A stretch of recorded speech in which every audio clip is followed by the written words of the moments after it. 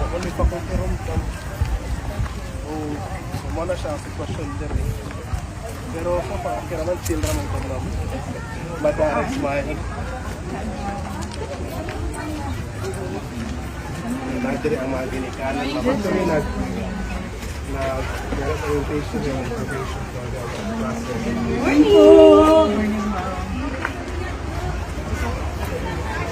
Saya ka naman.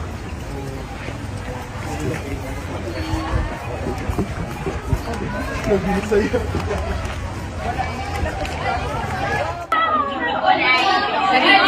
Wow! Brother,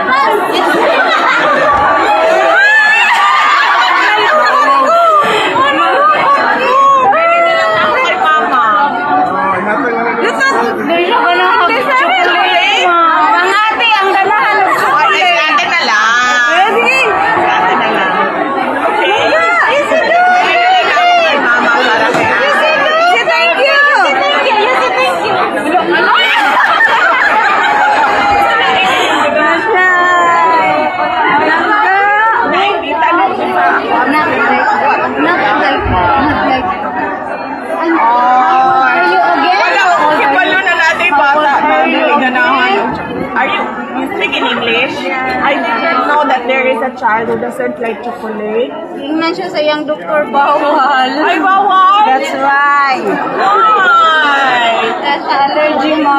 Ay, na-siya allergy sa chocolate? Maglaban niya ulo? Mangubag iyang kuan face.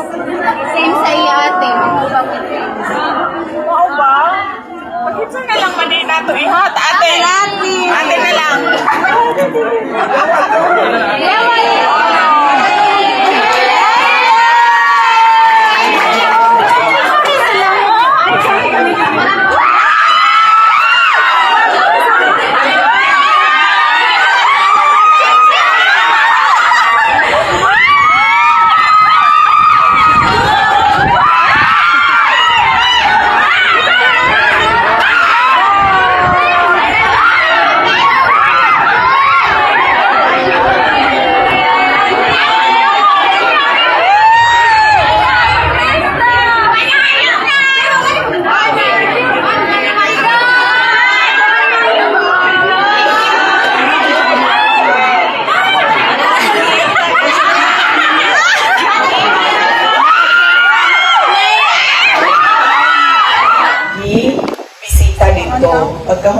Pagkasunod adlaw gahapon nibalik ang amuang isa ka team sa Office of the Vice President dito sa ikaduhang eskwelahan tungod kay wala pa namo mahuman ng mga kinahanglan buhaton dito. So onya karong Biyernes, so Tuesday, Wednesday, Thursday, Friday karong adlaw dinhimi sa inyo sa Barangay Bananghaw sa Taytay. Trabaho mo, dako gyud kaayo ang amo ang gusto nga magsuporta sa Department of Education. Kay kami, Office of the Vice President, luna pud mi programa nga pagbabagong campaign na dungog na tingali na ninyo, mauna ang amo ang kampanya kung asa nagaadtumi sa lain-lain na mga eskwelahan. Unya, makigistorya mi sa mga estudyante, makigistorya mi sa mga ginikanan, o ginapasabot namo ang importansya sa edukasyon sa kinabuhi sa isang ka bata. Ginapasabot namo sa ilaha nga ang ilahang paghuman sa eskwela maoy magpabagko sa ilahang kinabuhi. Ginapasimple na ako na og explain sa mga ginikanan kay para sila po mas madali nila ipasabot sa ilahang mga anak. Kung ngano, pwede man ta magsulti no na magbago ang imuhang kinabuhi kung maghuman kag eskwela, pero ang bata manggod usahay tungod kay dili pa sila mature sa ilahang huna-huna, maglisod po sila og sabot. Kung ano magbago ang ako ang kinabuhi kay moingon raman ang bata o kana ato ang silingan grade 2 may namuman anak pero buhi man sila, buhi man kaayo, kaon mangyapon sila, diba? Oo. Diba, ma'am? Ingana man ang itubag sa atuang sa mga bata. Tungod kay ang hinanawan nila, dili pa man pareho sa atuang alayo na kaayo. Ang atuang naabtan. Abot na tag 18 years old, ma'am, no? Kitang duha. 18. Pagpasabot kung 18. Pagpasabot kung 18 na ta, daghan na yun tag experiences. Daghan na tag nakitang kasakit sa kinabuhi nga makasulti na ta sa mga bata. Ayaw nagbuhata kay sigurado yun ko sa unsay mahitabo. Mapadulong yun ka sa kaparutan anang imuhang buhaton. Pinasimple, ginaingon ako sa ilaha, dako kaayo o diferensya ang trabaho sa nakahuman og eskwela o wala nakahuman og eskwela. Pananglitan ino nato grade 2 ang nakabot o grade 5 o ino nato naabot og high school pero hatod grade 8 unya ni undang na ni trabaho na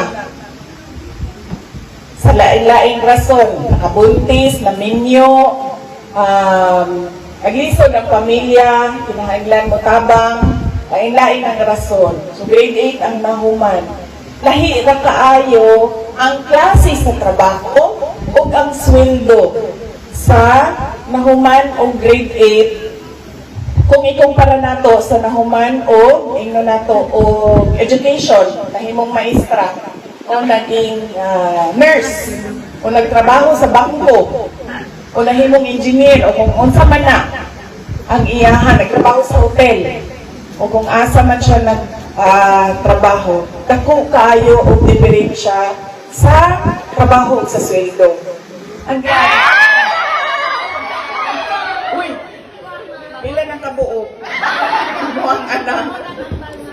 Ha? Kambal yung mga anak? Asa naman sila? Uso laging kambal din no? Tungod siguro kay kanang daghan ng langka. Daghan anak-anak mo na, dikit-dikit mo ng mga langka, no? Imuha kambal, imuha ma'am kambal. Kina pa? Ha? Maglimo. Ma'am, ingani pa. Pinayaw na lang, kaya mga kata. May namilaw na bata. Okay? So kaganina, nag-istorya ni Sir Jetro dito, pagpirma na ako sa logbook. Ako tong ikaw 150 dito sa logbook. O sa regalo sa mga magpirma atong logbook, sir. Kaya pirma ko sa logbook para lang ipakita na nibisita yun ni dinhi sa inyong sa eskwelahan. O naghisgot si sir sa inyong mga problema dinhi sa inyong eskwelahan. So nakaanak ko, maugi din ni ang rason kung anong inimbita ko niya dinhi.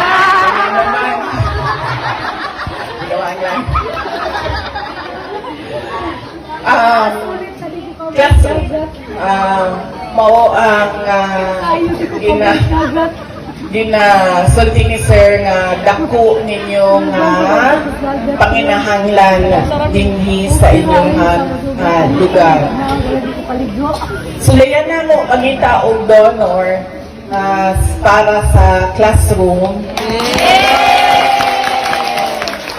Kaya kasagaran man gud ang ginahatag sa amo kanang mga consumables kanang ingani, grocery, bugas, kanang nag-donate og mga bag, mahita mi og donor para sa inyong classroom og i-check namo doon na mi donor sa kanang covered court para din sa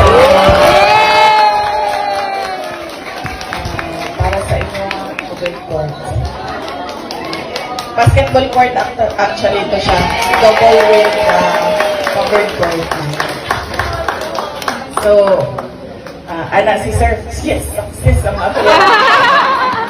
Kasi ganyan, trap, patibong sa Bisaya.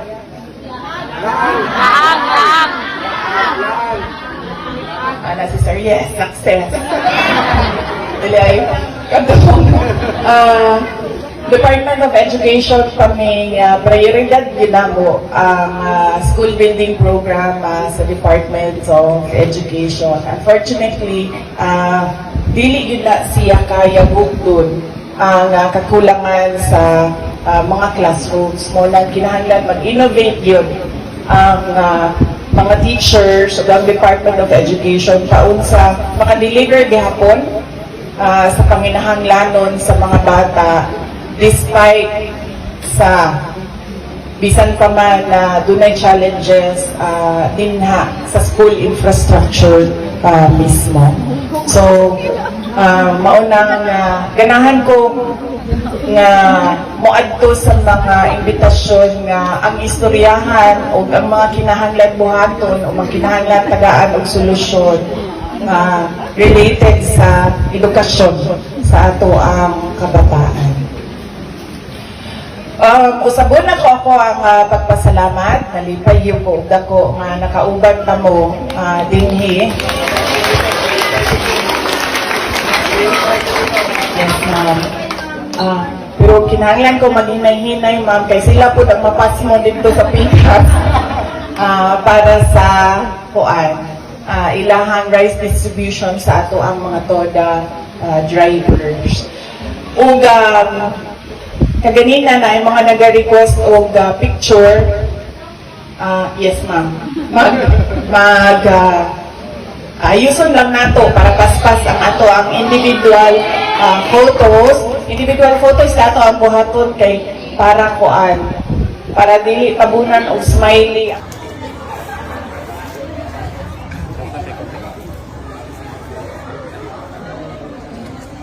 Pwede na po.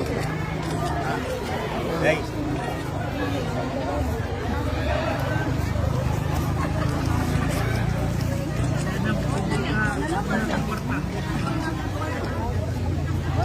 May gloves mo.